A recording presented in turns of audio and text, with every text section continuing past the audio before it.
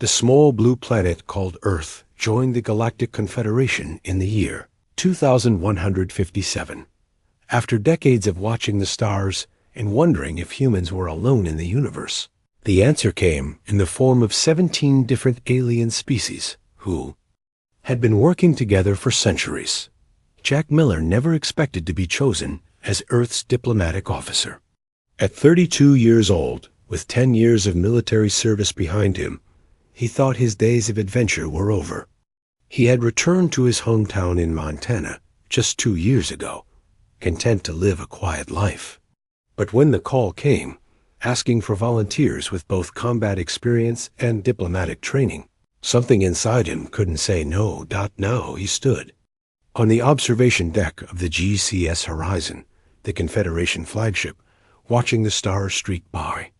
The ship was massive compared to anything humans had built, with technology that seemed like magic. Jack still wasn't used to the artificial gravity or the way the walls seemed to shift colors based on the time of day. "Still getting your space legs, Miller?" asked a friendly voice behind him. Jack turned to see Dr. Lena Carter walking toward him. She was Earth's leading xenobiologist, sent along to study the Confederation species. Her dark hair was pulled back in a practical ponytail, and she wore the standard blue uniform given to all human representatives. "Just thinking about home," Jack replied with a small smile. "Still can't believe we're out here," Lena nodded. "I know what you mean. I grew up reading science fiction, but nothing prepared me for the real thing." Their conversation was interrupted by a loud alarm. Red lights flashed along the corridor walls, and Jack instinctively reached for a weapon that wasn't there. The Confederation didn't allow humans to carry arms on board. A voice came over the ship's communication system, speaking in the standard Confederation language that Jack was still learning. He caught words like emergency and colony before the message switched to English. "All senior staff report to the command center immediately. We have received a distress call from Theta 9. Jack and Lena exchanged looks before hurrying toward the command center. Though they weren't technically senior staff, they had been told to report for any major incidents as part of their learning process. The command center was filled with aliens of various shapes and sizes when they arrived. Some had scales, others fur, and a few looked almost human except for their colorful skin or extra limbs. At the center stood Admiral Zexvoon, the ship's commander. The admiral belonged to a species called the Vrex, tall beings with 4 arms and skin that shifted colors based on their emotions. Right now, Zexvoon was a deep purple, which Jack had learned meant serious concern. "The agricultural colony on Theta 9 has been attacked," the admiral announced once everyone had gathered. "Initial reports suggest it is the work of a devourer." Collective gasp went through the room. Jack noticed several aliens physically recoil at the name, while others began speaking rapidly in their native languages. Jack leaned toward a nearby officer, a reptilian being named Shrell, who had been helping him learn Confederation protocols. "What's a devourer?" he whispered. Shrell's yellow eyes widened. "You do not know? The devourer is the most feared predator in this sector of the galaxy. We thought they were extinct.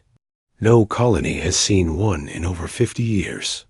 Before Jack could ask more questions, Admiral Zexvoon continued. "We are the closest ship to Theta 9. We will arrive in 6 hours. I am assembling a team to assess the situation and, if necessary, eliminate the threat." The Admiral's skin shifted to a pale blue. "I require 3 volunteers with hunting experience." 3 aliens stepped forward immediately. Jack recognized them as members of the Confederation's elite security force. They were experienced hunters who had dealt with dangerous creatures before. "We will prepare specialized weapons and armor," said one of the volunteers, a tall, feline-like being with silver fur. The meeting continued as they discussed strategy, but Jack found himself distracted by the fear he sensed in the room. These were advanced beings with technology far beyond Earth's. Yet they seemed terrified by a single predator. When the horizon reached Theta 9, Jack and Lena were allowed to join the observation team. They wouldn't be part of the hunting party, but they could watch from the ship as this operation unfolded. The colony was a small settlement of dome-shaped buildings surrounded by fields of alien crops. From orbit, Jack could see that several of the domes had been damaged, with large holes torn in their sides. The 3 hunters transported down to the surface, armed with energy weapons and wearing protective suits. Jack and Lena watched on screens. In the ship's tactical room, along with Admiral Zexvoon and several other officers dotted first, everything seemed to be going according to plan. The hunters moved carefully through the colony, checking each building. They found survivors hiding in a secure bunker who told them the Devourer had attacked 3 days ago and had been hunting them ever since. "It's intelligent," said one survivor, her voice shaking. "It learns from each encounter. It figured out our security systems in hours." The hunters continued their search, moving toward the edge of the colony where the attacks had begun. That's when everything went wrong. The first hunter died so quickly that Jack barely saw what happened. One moment, the alien was scanning the area with a handheld device. The next, something large and fast knocked him to the ground. There was a terrible scream, then silence. The other 2 hunters fired their weapons at the creature, but it moved with incredible speed. Jack caught only glimpses of it on the screens. A massive, reptilian body with dark scales and powerful limbs. It seemed to absorb the energy blasts without slowing down. Within minutes, all 3 hunters were dead. The creature disappeared into the surrounding forest before the ship could target it with larger weapons. A heavy silence fell over the tactical room. Admiral Zexvoon's skin had turned a deep, mournful gray. "We have lost our best hunters," the Admiral said quietly. "We must evacuate the remaining colonists and abandon Theta 9. You're just giving up?" Jack asked, surprised by the decision. All eyes turned to him. The Admiral's skin rippled with flecks of red, a sign of irritation. "The Devourer cannot be defeated with conventional means, human. It is designed to survive. Its scales deflect our weapons. Its senses detect our technology. We have lost entire squadrons to single Devourers in the past." Jack looked at the screens, showing the colony. People, aliens, but still people, had built lives there. They had homes and farms. And now they were being told to abandon everything because of one creature. "Let me try," Jack said, the words coming out before he could. "Stop them." The room fell silent again. Admiral Zexvoon stared at him with all 4 eyes. "You? A human? Your species has barely left its own solar system. You do not understand what you are offering." "I grew up hunting in the mountains of Earth," Jack explained. "Sometimes the old ways work better than technology. Sometimes you need to think like a predator to catch one." Lena stepped forward to stand beside him. "I should go too. My expertise in xenobiology might help us understand this creature's weaknesses." The Admiral's skin cycled through several colors as they considered the offer. Finally, it settled on a reluctant blue-green. "The Diplomatic Council must approve this, but we have few options left." Zexvoon looked at Jack with an expression he couldn't quite read. "If they agree, you should know that no one has ever faced a Devourer and survived." Jack nodded. "There's a first time for everything." The Diplomatic Council took less than an hour to approve Jack and Lena's request. Jack suspected this was less about trust in human abilities and more about desperation. No one wanted to give up the colony, but no one wanted to face the Devourer either. Admiral Zexvoon led them to a large room filled with screens showing information about the creature. Jack saw images of a massive reptilian beast standing at least 12 feet tall. Its body was covered in dark scales that seemed to absorb light rather than reflect it. 6 powerful limbs ended in claws that could tear through metal, and its head featured multiple eyes positioned for complete field vision. "The Devourer is not just physically dangerous," explained a small, bird-like alien named Triv, who was the ship's chief scientist. "It is intelligent. It learns from each encounter and adapts its hunting strategy." Lena studied the biological data with intense focus. "These readings are fascinating. Its cellular structure suggests some form of engineered organism rather than natural evolution." Triv nodded, feathers rustling. "Our ancient records suggest the Devourers were created as weapons by a civilization that died out long ago. They were designed to be perfect killing machines." Jack watched footage of the failed hunting attempts. The alien hunters had relied heavily on technology, energy weapons, motion sensors, and tactical displays. They moved in formation, following standard protocols. "They're thinking like soldiers, not hunters," Jack said. "They're too predictable." "Admiral." Zexvoon's skin rippled with blue patterns. "What do you mean, He-Man? Your hunters were using tactics designed for fighting other intelligent beings," Jack explained. "But this creature isn't fighting a war. It's hunting on its territory. You need to understand its patterns, not try to impose your own." "And how would you approach it differently?" asked the Admiral. "First, I need to understand why it's attacking. Is it hunting for food? Defending territory? Those require different approaches." A survivor from the colony, a tall alien with translucent skin named Javi, spoke up. "It took some of our livestock first. When our security team responded, it seemed to view them as a challenge. After that, it began hunting us systematically." Lena looked up from the biological data, classic apex predator behavior. "It's establishing dominance," Jack nodded. "Then we need to speak its language." The room fell silent. Zexvoon's skin flushed, with patches of confused yellow. "You can communicate with it?" "Not with words," Jack clarified. "But predators understand certain universal concepts: territory, strength, dominance. If we're going to stop it, we need to challenge it on its terms." The aliens looked at each other with uncertainty. Finally, Admiral Zexvoon asked, "What equipment will you need? Our most powerful weapons are at your disposal." Jack surprised everyone with his answer. "Just basic supplies. Food, water, simple tools, maybe a knife. Too much technology will just give away our position." The Admiral's skin turned a deep, concerned purple. "You intend to face this creature without energy weapons? Without defensive shields?" "Those things didn't help your hunters," Jack pointed out. "We need to try something different." 3 hours later, Jack and Lena transported down to the colony. They carried minimal equipment, just enough to survive for a few days.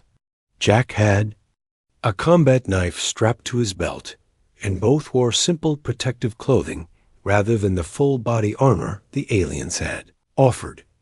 They were given communication devices to stay in contact with the ship and emergency beacons in case they needed immediate extraction. The Horizon would remain in orbit, monitoring their progress. The colony was eerily quiet when they arrived. Buildings stood damaged and empty. Fields of strange crops swayed in the light breeze. Beyond the settlement, a dense forest of tall, purple-leaved trees stretched to the horizon. "That's where it's hiding," Jack said, pointing to the forest. "It comes out to hunt, then retreats to safety." Lena nodded, already taking samples from what appeared to be the creature's tracks. The impressions in the soil were massive, easily twice the size of a human footprint. "These tracks are fresh," she said, "less than 6 hours old." Jack studied the pattern of destruction across the colony. The damaged buildings weren't random. There was a clear progression from the outer structures inward. "It's testing the sea." "Defenses," he said. learning the layout. They spent the rest of the day examining the colony, looking for clues about the devourer's behavior. Lena collected biological samples, fur, scales, and what appeared to be saliva, while Jack focused on understanding the attack patterns. As night approached, they secured themselves in one of the intact buildings near the center of the colony. The structure had been the colonists' meeting hall, with thick walls and few windows. "Do you really think we can take this thing down?" Lena asked as they ate a simple meal of Confederation rations. Jack considered the question carefully. "I think we can outsmart it. Every predator has weaknesses. The Confederation species have been trying for generations. They think differently than we do," Jack said. "They evolved mostly as prey species. Their instinct is to run, to hide, to use technology as a shield. And humans? We were predators too. We hunted dangerous animals with nothing but sharpened sticks and our wits. That knowledge is still in us, even if we don't use it much anymore." Their conversation was interrupted by a loud crash from somewhere in the colony. Jack moved quickly to the window, staying in the shadows as he peered out. In the dim twilight, he saw the devourer for the first time. It moved with surprising grace, for its size, stalking between buildings with deliberate steps. Its scales absorbed the failing light, making it seem like a moving shadow. "It's bigger than I expected," Jack whispered. Lena joined him at the window. "Look at how it moves. It's searching systematically." The creature paused, raising its head to test the air. For a moment, it seemed to look directly at their hiding place. Jack felt a chill run down his spine. This wasn't just an animal. There was intelligence in those eyes. "It knows we're here," he said. The devourer moved toward their building, its massive claws leaving deep marks in the ground. When it was about 50 yards away, it stopped again and made a sound, a deep, rumbling call that seemed to vibrate. "The air. What's it doing?" Lena asked. "It's challenging us," Jack replied, "letting us know this is its territory now." The creature circled their building twice, occasionally scraping its claws against the walls. It never tried to break in, which Jack found interesting. It was studying them, just as they were studying it. After about an hour, the devourer retreated to the forest. Jack and Lena took turns keeping watch through the night, but it didn't return. As dawn broke, Jack was already preparing to track the creature. He laid out a rough map of the colony and the surrounding forest based on data from the ship. "We need to find its lair," he told Lena. "Understand its routine. Every predator has patterns." Lena held up a small device. "I've analyzed the samples from yesterday. There's something interesting about its scales. They contain compounds that absorb energy. That's why the weapons don't work well against it. Any weaknesses? Maybe. The scales are thinner around its joints and sensory organs, and its biochemistry suggests it might rely heavily on scent and heat signatures rather than visual cues." Jack nodded, thinking. "So it might be possible to mask our presence or confuse its senses." They gathered their supplies and stepped outside. The morning air was cool, and mist hung between the buildings. Perfect tracking conditions. "The real hunt begins now," Jack said, looking toward the forest. "We're going to its territory." Lena took a deep breath. "Lead the way." Together, they walked toward the tree line, following the massive tracks of the apex beast. The Confederation. Observers watched anxiously from orbit, certain they were watching the humans walk to their death. But Jack felt strangely calm. This was a language he understood, the ancient dialogue between hunter and prey. Except this time, the roles weren't clear yet. Who was hunting whom? The forest was unlike any Jack had seen on Earth. The trees towered hundreds of feet above them, with wide purple leaves that filtered the sunlight into a soft, violet glow. The ground was covered in a carpet of moss-like plants that dampened. Their footsteps. Strange calls echoed through the trees. Other creatures that lived in this alien woodland. Jack moved carefully, following the devourer's tracks. The beast didn't try to hide its trail. It didn't need to. Nothing on this planet hunted it. "Look at this," Lena said, pointing to marks on a tree trunk. Deep gashes cut into the bark about 10 feet up. "It's marking its territory." Jack examined the marks. These are deliberate, not just random scratches. They continued deeper into the forest, finding more territorial markers. Jack noticed a pattern. The marks formed a rough circle around a section of the forest. "It's smarter than they think," he said. "It's established clear boundaries." By midday, they found signs of the devourer's kills, the remains of native forest animals, efficiently butchered and eaten. Lena took samples while Jack studied the way the predator had handled its prey. "It's not wasteful," he noted. "It uses everything it catches." Lena looked up from her work. "That suggests it's not just killing for sport. It's hunting for survival."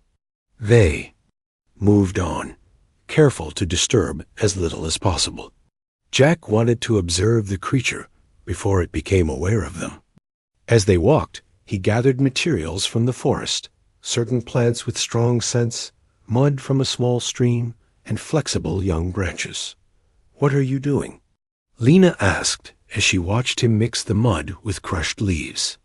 "Making camouflage," he replied. "If it hunts by scent and heat, we need to mask both." He smeared the mixture over his exposed skin and offered some to Lena.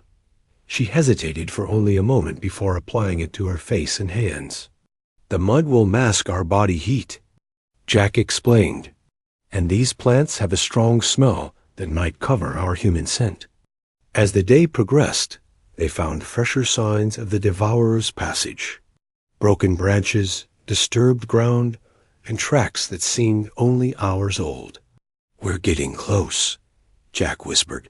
They moved with increased caution. Jack led them to a ridge, overlooking a small clearing. From this vantage point, they could observe without being easily spotted. "We'll wait here," he said. "Predators are creatures of habit. If this is part of its territory, it will pass through again."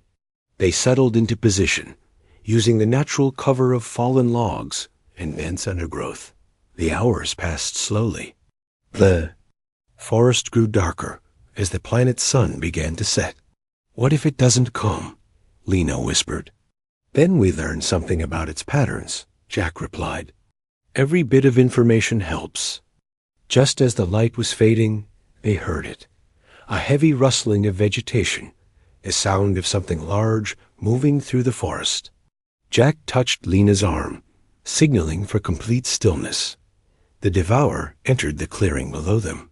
In the dim light, it seemed even more imposing than it had at the colony. Its dark scales blended with the shadows, making it hard to see its full outline. It moved with a predator's confident grace, head swinging from side to side as it tested. The air. Jack and Lena watched in silence as the creature crossed the clearing. It paused at the center, raising its head toward their hiding place. For a heart-stopping moment, Jack thought it had detected them. But then it continued on its way, disappearing into the trees on the far side. "It didn't see us," Lena breathed, her voice barely audible. "The camouflage worked," Jack said. "Now we know we can get close." They stayed in position until full dark, then carefully made their way back the way they had come. About a mile from the clearing, they found a suitable place to make camp, a hollow between the massive roots of one of the giant trees. Jack used his knife to cut branches, creating a simple shelter that would be hard to spot from a distance. They didn't risk a fire, instead eating cold rations as they discussed what they had seen. "We need to understand more about its daily routine," Jack said. "Where it sleeps, when it hunts." Lena nodded. "I've been thinking about what we saw." "Did you notice the patterns on its scales? The way they shifted color slightly in different light? You think that's important?" "It might be." If the scales can change properties, that could explain why energy weapons don't work well against it. It adapts. Jack considered this. So we need something it can't adapt to. Something simple. They slept in shifts, one always keeping watch. The night passed without incident. Though distant roars occasionally echoed through the forest. In the morning, they returned to their observation point and waited. The devourer passed through the clearing again, moving in the same direction as the previous evening. This suggested it had a regular route, a hunting circuit it followed. For 3 days, they tracked the creature, observing from hiding places. Along its path, they learned its routine, the ways it hunted, even how it interacted with the other forest creatures. Most animals fled at its approach, but some smaller species seemed to follow it, scavenging from its kills. On the 4th day, something new happened. As they watched from concealment, a series of loud mechanical sounds came from the direction of the colony. The devourer's head snapped up, its attention immediately focused on the noise. "What is that?" Lena whispered. Jack listened carefully. "Sounds like engines. Someone's landed at the colony." The devourer gave a low, rumbling growl and began moving rapidly toward the source of the sound. Jack and Lena followed at a safe distance. When they reached the edge of the forest, they saw what had caused the disturbance. The Confederation had sent down automated defense drones, hovering machines equipped with weapons and sensors. They moved in formation across the colony grounds. "What are they doing?" Lena asked. "They know those weapons don't work against it." Jack shook his head. "I don't know. Maybe they're trying to distract it while they evacuate more colonists." They watched as the devourer emerged from the trees. The drones immediately detected it, turning to focus their weapons. Energy beams lanced out, striking the creature's scales. Just as before, the weapons seemed to have little effect. The devourer charged forward, moving with astonishing speed for its size. It leaped, catching one drone in its massive claws and crushing it instantly. The other drones continued firing as they backed away. "It's learning," Jack said, watching the creature's movements. "Look how it's protecting its joint areas. It remembers. Where it's vulnerable, the battle was brief and one-sided. Within minutes, the drones lay in pieces on the ground. The devourer stood among the wreckage, giving a roar that seemed to vibrate the air. Then it turned and looked directly toward the forest edge where Jack and Lena were hiding. "It knows we're watching," Jack said quietly. The creature began moving toward them with deliberate steps. "We need to go," Lena urged, "back to the forest." Jack shook his head. "No, this is our chance. It's focused on us now. Time to change our approach." "What do you mean?" Jack reached into his pack and pulled out the spear he had crafted from a young tree branch. The tip had been carefully sharpened and hardened in the coals of their small morning fire. "I need to show it that we're not prey," he said. "We're hunters too." Lena stared at him. "You're going to face it with that?" Jack nodded. "Sometimes you need to speak a predator's language, and for apex hunters like this, that language is challenge." He stepped out from the cover of the trees, standing tall at the edge of the forest. The devourer stopped, seeming almost surprised by this direct confrontation. "Get ready to run if this goes badly," Jack said over his shoulder to Lena. He raised the spear and let out his own challenge, a shout that carried across the open ground between human and beast. The devourer tilted its head, considering this. Strange new prey that didn't flee or hide. Then it charged. The devourer charged across the open ground with incredible speed. Its 6 powerful limbs ate up the distance between them in seconds. Jack stood his ground, the primitive spear held ready in both hands.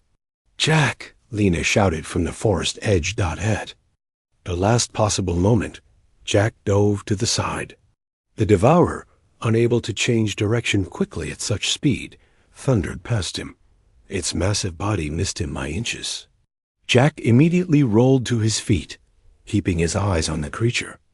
Devourer skidded to a stop, its claws tearing up the soil. It turned, seeming almost surprised that its prey had evaded it. Jack circled slowly, keeping the spear pointed toward the beast. "That's right," he said quietly. "I'm not like the others." The creature studied him with intelligent eyes. Jack could almost see it thinking, reassessing this strange new threat.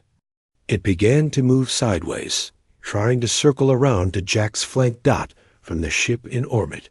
The Confederation aliens watched in stunned silence.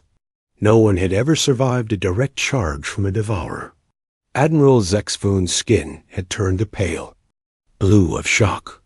"The human moved faster than our sensors predicted was possible," said Triv, the science officer. "His reaction time exceeds our species' capabilities." Back on the ground, Jack maintained his focus on the creature. He knew he couldn't match it for strength or size, but he had other advantages. His smaller body gave him better agility. His years of hunting experience had taught him to read animal behavior. And most importantly, the devourer had never faced a human before. It didn't know what to expect. The creature charged again, but this time more cautiously. Jack waited until it was almost upon him, then thrust his spear toward its face. The sharpened tip grazed one of its sensory organs near its eye. The devourer reared back with a roar of pain, and surprised Jack used the moment to retreat to the edge of the forest. The creature followed more slowly now, wary of the strange weapon that had hurt it.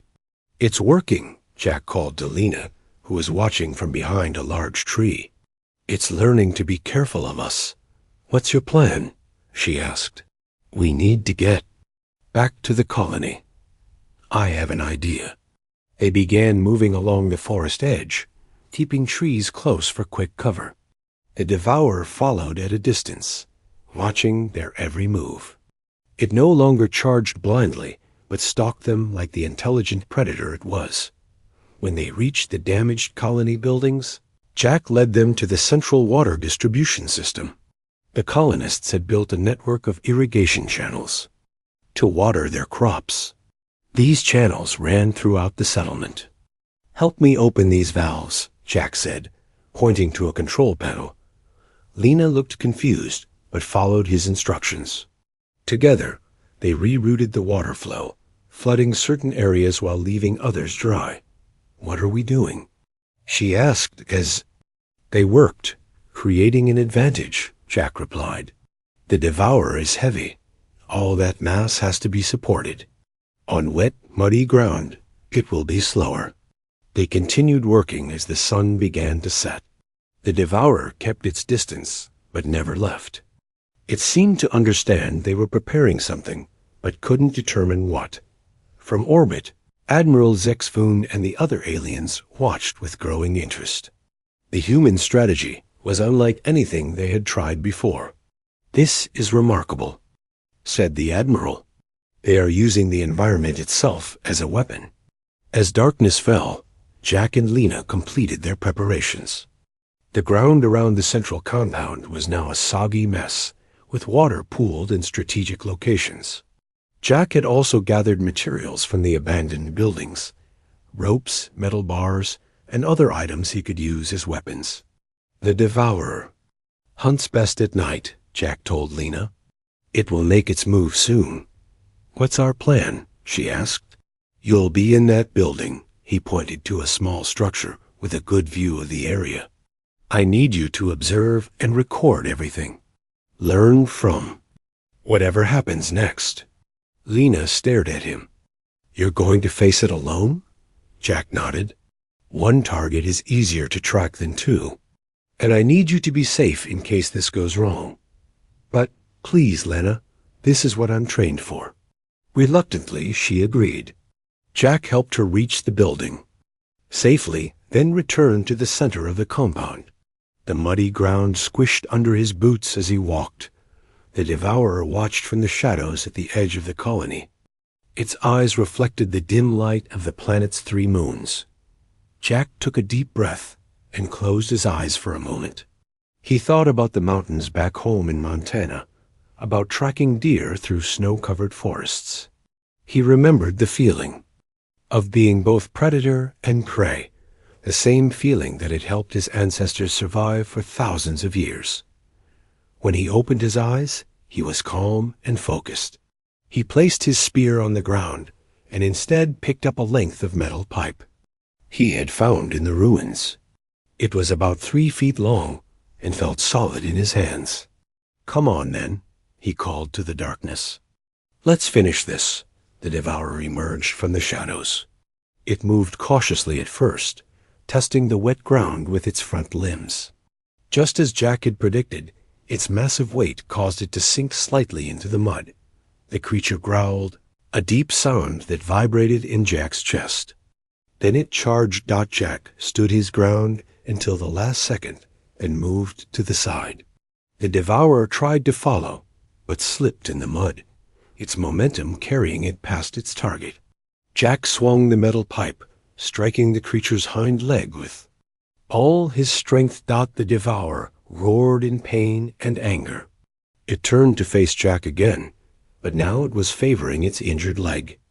It had learned caution, attacking with more precision and less speed. Jack continued to evade, using the muddy ground to his advantage. Each time the creature lunged, he struck at its limbs or sensory organs, never a killing blow, but enough to cause pain and confusion. From her vantage point, Lena watched in amazement. Jack moved with a fluid grace that seemed impossible for a human facing such a terrifying opponent. He wasn't fighting like a soldier with tactical training.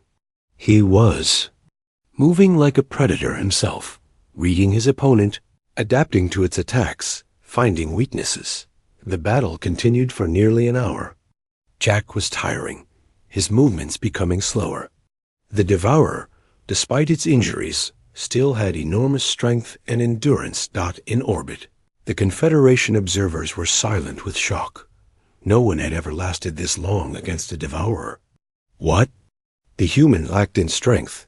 He made up for with intelligence and adaptability.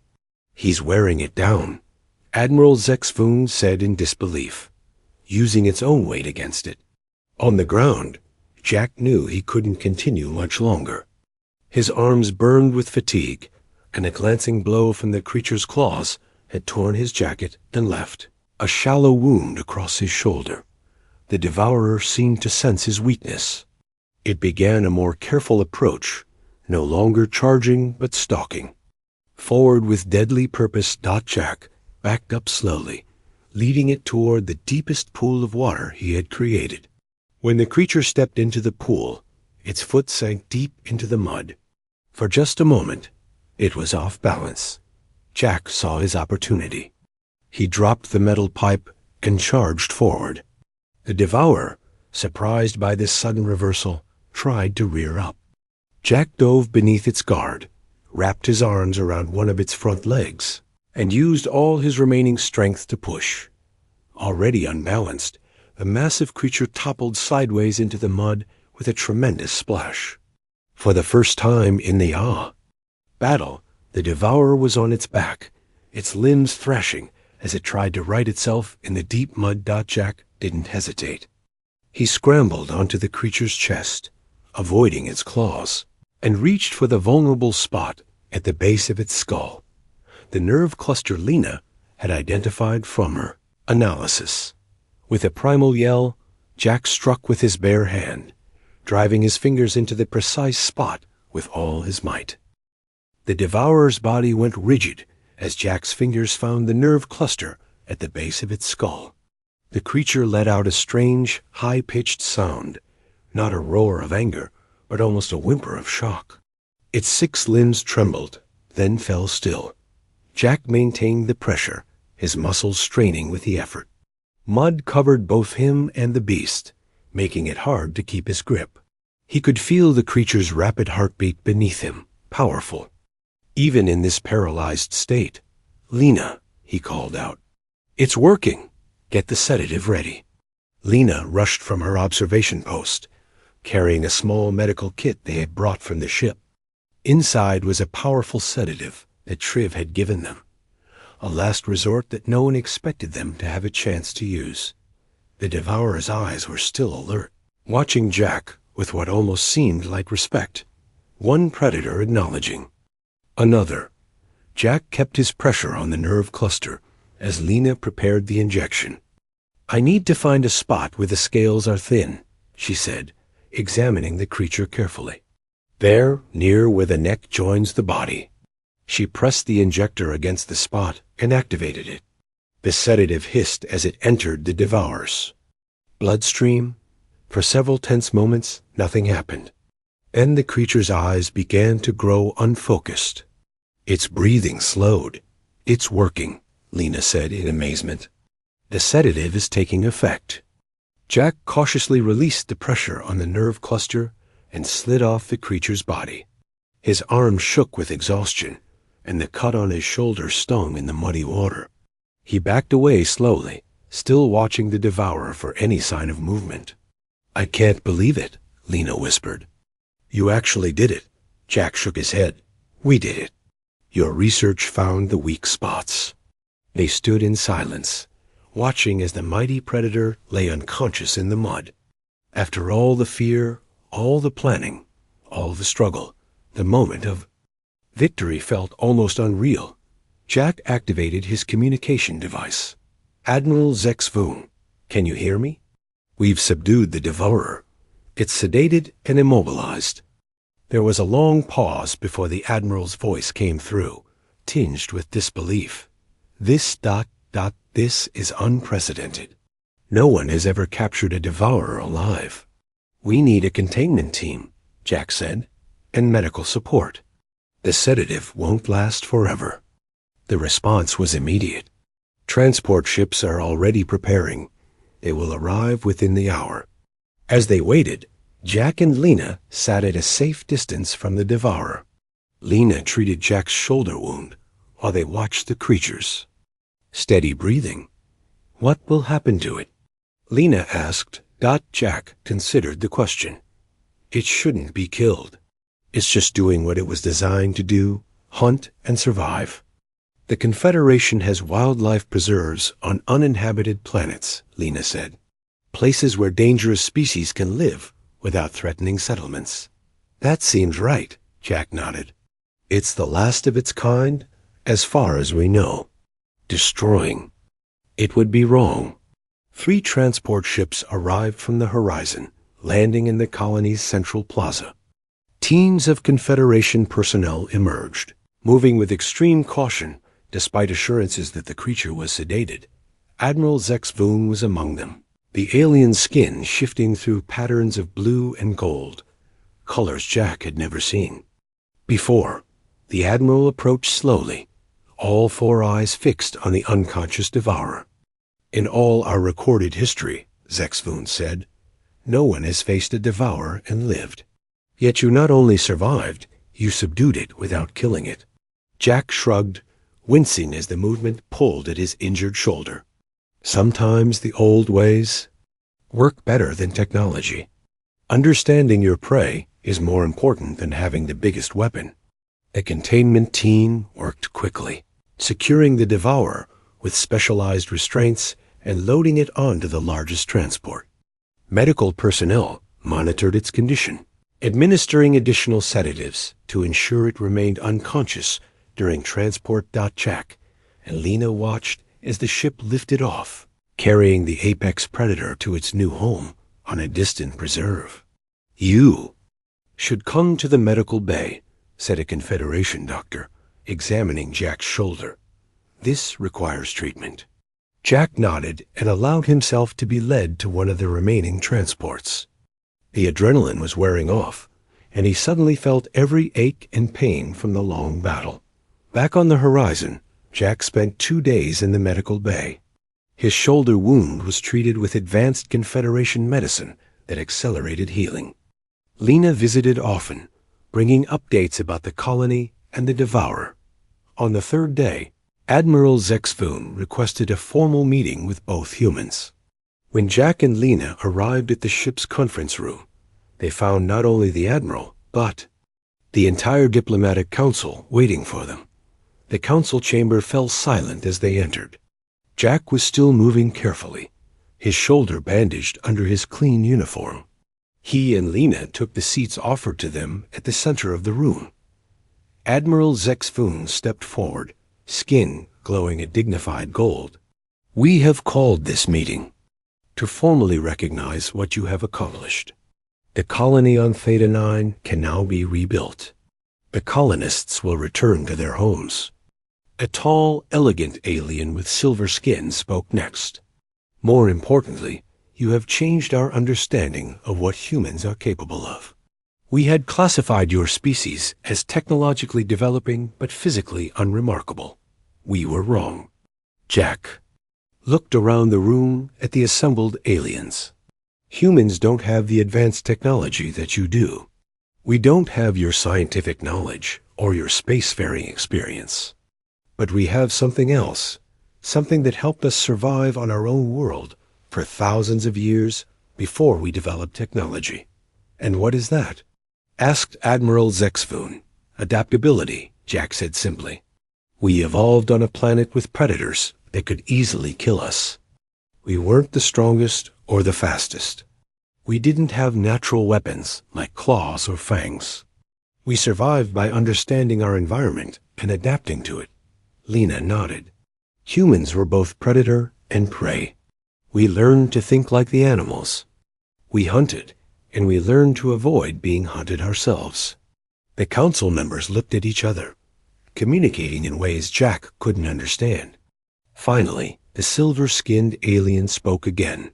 "The Confederation has much to learn from humans, it seems. We propose an expansion of the human role within our alliance. No longer merely junior members, but full partners." Jack looked at Lena, seeing his own surprise mirrored in her expression. This was far more than they had expected when they volunteered to track the Devourer. "We would be honored," Lena said formally.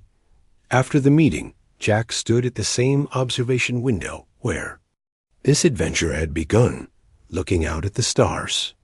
Admiral Zexfoon joined him, the alien skin now a calm, thoughtful blue. "The Devourer has arrived safely at the preserve," the Admiral said. "It has already established a territory and seems to be adapting well." Jack nodded. "I'm glad. It deserves to live out its life." "You know," the Admiral said thoughtfully, "my species evolved as grazing herd animals. We survived by running from predators, by using numbers for safety. We never learned to think like hunters. And now?" Jack asked. "Now we have humans to teach us another way of seeing the universe." The Admiral's skin rippled with patterns of respect. "Perhaps there are more things we can learn from each other." Jack smiled. "I'm sure there are, Admiral. I'm sure there are." As the horizon prepared to leave orbit, Jack took one last look at Theta 9 below. The colonists would return soon, rebuilding what had been damaged. The story of how a human took down the feared apex beast with bare hands would spread throughout the Confederation, changing forever how they viewed Earth and its people. Sometimes the old ways were still the best ways. Sometimes what made humans human, their connection to their primitive past, their understanding of nature's rules, was their greatest strength. In a galaxy of advanced technology and alien wonders, humanity had found its place not despite their past, but because of it.